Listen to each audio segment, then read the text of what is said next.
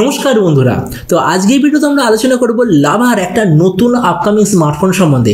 তবে এটা দেখে আমার খুব ভালোই লাগলো। লাভা অ্যাকচুয়ালি ইন্ডিয়ার এই মুহূর্তে একমাত্র কোম্পানি যারা অন্তত প্রতি মাসে কিছু না কিছু স্মার্টফোন লঞ্চ করছে। মানে যেমন চাইনিজ কোম্পানিগুলো করে প্রতি মাসে, আর যদি পসিবল হয় প্রতি সপ্তাহে কিছু না কিছু স্মার্টফোন লঞ্চ করবে, এক্স্যাক্টলি সেম কাজ লাভাও করছে। তো লাভার যে নতুন ফোনটা আসতে চলেছে ওটার নাম হলো লাভা X3।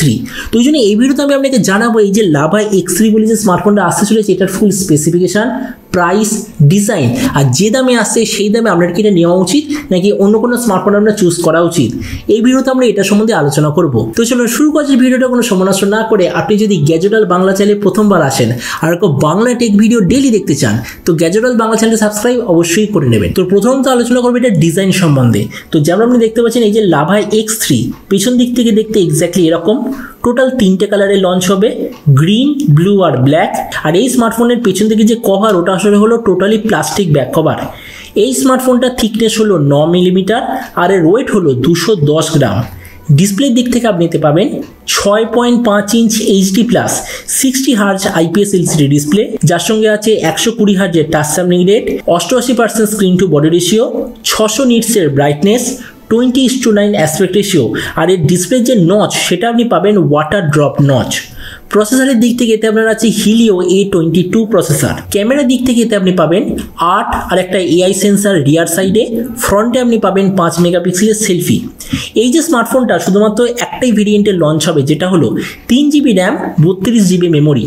এর র্যামের কোয়ালিটিটা হলো LPDDR4X, মেমোরি কোয়ালিটিটা হলো eMMC 5.1, আর তার সঙ্গে অবশ্যইভাবে থাকবে 2+1 কার্ড স্লট, যার মানে হলো দুটো সিম কার্ড একটা SD কার্ড আপনি সেম টাইমে ব্যবহার করতে পারবেন। ব্যাটারির দিক থেকে আছে 4000 mAh ব্যাটারি, তার সঙ্গে 10 ওয়াটের চার্জার। আর যে কানেক্টিভিটি সেটা হলো USB Type-C। তো এবারে স্মার্টফোনের বাকি কিছু ফিচার হলো যেতে আপনি পাবেন রিয়ার মাউন্টেড ফিঙ্গারপ্রিন্ট সেন্সার, মানে ফোনের পেছন দিকে fingerprint sensor, 3.5mm jack, Android 12-এর গো এডিশন আর সিঙ্গেল স্পিকার। এই সবকটা স্পেসিফিকেশন আপনি দেখতে পাবেন। তো এবার সবচেয়ে মেন জিনিস, লাভা X3 কবে লঞ্চ হবে, কি দামে লঞ্চ হবে। তো দেখুন অলরেডি এটা যে টিজার পোস্টার ওটা এসে গেছে, মানে আমাজনে এটা লঞ্চ হবে। তো আমার যতদূর মনে হচ্ছে ফিস্ট মাসের আশেপাশে স্মার্টফোনটা লঞ্চ হবে সবচেয়ে বেশি চান্স। আর এরপর আমরা যদি এটার প্রাইস সম্বন্ধে বলি তো দেখুন আমার যতদূর মনে হচ্ছে এই স্মার্টফোনটা ইন্ডিয়াতে রেডমি A1 বলে একটা স্মার্টফোন আছে যেটার দাম হলো 6300 টাকা, ওটার সঙ্গে কম্পিট করবে বলে লঞ্চ হবে। তো ওই জন্য আমার যতদূর মনে হচ্ছে এই স্মার্টফোনটার প্রাইস হওয়া উচিত এক্স্যাক্টলি 6500 টাকা। তো এবার সব ভিডিওর মধ্যে এখানে আপনাকে জানাবো এই যে ফোনটা যে আসতে চলেছে তো এই ফোনটা আপনার কি নেওয়া উচিত নাকি সেম প্রাইস পয়েন্টে ওই যে রেডমি A1 ওটা আপনার নেওয়া উচিত। তো দেখুন প্রথম আমরা আলোচনা করবো ডিসপ্লে। এই দিক থেকে দুটো স্মার্টফোন এক্স্যাক্টলি সেম। প্রসেসর এই দিক থেকেও দুটো স্মার্টফোন এক্স্যাক্টলি সেম। ক্যামেরা এই দিক থেকেও দুটো স্মার্টফোন এক্স্যাক্টলি সেম। র্যাম আর স্টোরেজের দিক থেকে রেডমিতে আপনি পাবেন 2GB র্যাম 32GB মেমোরি, লাভাতে আপনি পাবেন 3GB র্যাম 32GB মেমোরি। ব্যাটারির দিক থেকে রেডমিতে আপনি পাবেন 5000 mAh ব্যাটারি, লাভাতে আপনি পাবেন 4000 mAh ব্যাটারি।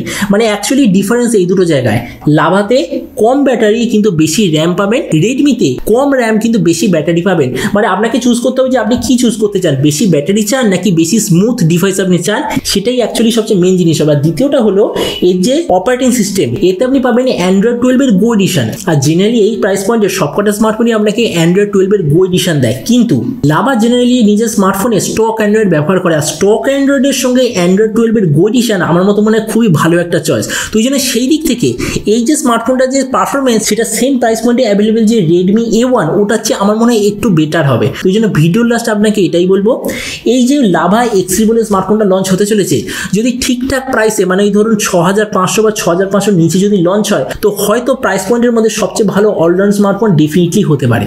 তো এবার আপনি যে কমেন্ট আমাকে অবশ্যই জানাবেন যে এই যে লাভা X3 বলে যে স্মার্টফোনটা লঞ্চ হতে চলেছে এটা স্পেসিফিকেশন দেখে আপনার কি মনে হয়, আর যে দামে আসছে সেই দামে আপনি কি এটা নিতে চান নাকি অন্য কোনো স্মার্টফোন আপনি নিতে চান, এটা সম্বন্ধে নিচে কথা বলতে আমাকে একদমই ভুলবেন না।